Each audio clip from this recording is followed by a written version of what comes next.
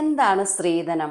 സ്ത്രീധനം എന്ന് പറഞ്ഞാൽ ഒരു പെൺകുട്ടിക്ക് കല്യാണം കഴിക്കുമ്പോൾ ആ പെൺകുട്ടിയുടെ അച്ഛനും അമ്മയും അവൾക്ക് നൽകുന്ന സ്വർണം, പണം, വസ്തുക്കൾ, വാഹനം എന്നിങ്ങനെയുള്ളതിനെയാണ് നമ്മൾ സ്ത്രീധനം എന്ന് വിളിക്കുന്നത്, അല്ലെ? എന്നാൽ യഥാർത്ഥത്തിലുള്ള സ്ത്രീധനം എന്താണെന്ന് നിങ്ങൾ ചിന്തിച്ചിട്ടുണ്ടോ? എൻ്റെ ഒരു അഭിപ്രായത്തിൽ യഥാർത്ഥത്തിലുള്ള സ്ത്രീധനം എന്ന് പറഞ്ഞാൽ ഒരു പെൺകുട്ടിയുടെ വിദ്യാഭ്യാസമാണ്. ഇതെന്റെ ഒരു അഭിപ്രായമാണ്. നിങ്ങളുടെ അഭിപ്രായം നിങ്ങൾക്ക് പറയാം. കാരണം ആ പെൺകുട്ടിയെ പഠിപ്പിക്കാൻ വേണ്ടി സ്വന്തം അച്ഛന്റെ അമ്മയുടെ സമ്പാദ്യത്തിന്റെ മുഴുവനും ഉപയോഗിച്ച് പോരാത്തതിന് ഒരു ലോണും എടുത്തിട്ടാണ് ആ പെൺകുട്ടിയെ പഠിപ്പിച്ച് ഒരു ജോലിക്ക് നേരെ എത്തിക്കുന്നുണ്ടാവുക. അതിനുശേഷം ഒരു കല്യാണം എന്ന് പറയുന്നത് ഏതൊരു അച്ഛനും അമ്മയ്ക്കും താങ്ങാൻ പറ്റാത്തതാണ്.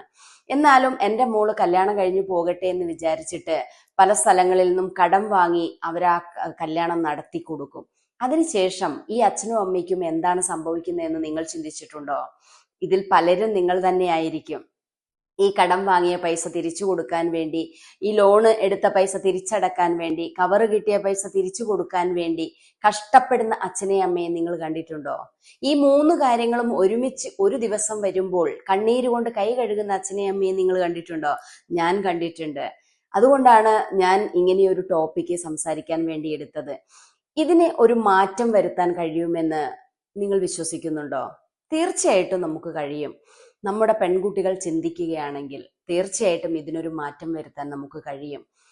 എൻ്റെ വിദ്യാഭ്യാസമാണ്, എൻ്റെ കഴിവാണ് എൻ്റെ സ്ത്രീധനം എന്ന് ചിന്തിക്കാൻ ഓരോ പെൺകുട്ടികൾക്കും കഴിയുമെങ്കിൽ, എൻ്റെ അച്ഛനെയും അമ്മയും കടത്തിലാക്കിക്കൊണ്ടുള്ള സ്ത്രീധനം എനിക്ക് വേണ്ട, എൻ്റെ അച്ഛനും അമ്മയ്ക്ക് താങ്ങാൻ പറ്റുന്ന സ്ത്രീധനം മാത്രമേ എനിക്ക് വേണ്ടൂ എന്ന് ചിന്തിക്കാൻ ഓരോ പെൺകുട്ടികൾക്കും കഴിയുമെങ്കിൽ തീർച്ചയായിട്ടും ഇതിനൊരു മാറ്റം കൊണ്ടുവരാൻ നമുക്ക് സാധിക്കും.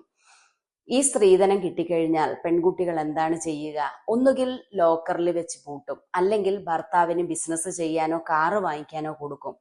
ഈ രണ്ട് കാര്യത്തിനു വേണ്ടി എന്തിനാണ് സ്വന്തം അച്ഛനെയും അമ്മയെയും കഷ്ടത്തിലാക്കുന്നത് എന്ന് ഓരോ പെൺകുട്ടികളും ചിന്തിച്ചു നോക്കുക. നമുക്ക് നല്ലൊരു വിദ്യാഭ്യാസം അച്ഛനും അമ്മയും തന്നിട്ടുണ്ട്.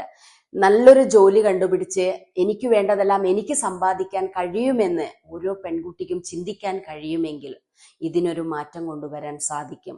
സ്വന്തം അച്ഛനെയും അമ്മയെയും സന്തോഷത്തോടു കൂടിയും സമാധാനത്തോടു കൂടിയും ജീവിക്കാൻ അനുവദിക്കേണ്ടത് മക്കളുടെ കടമയാണ്.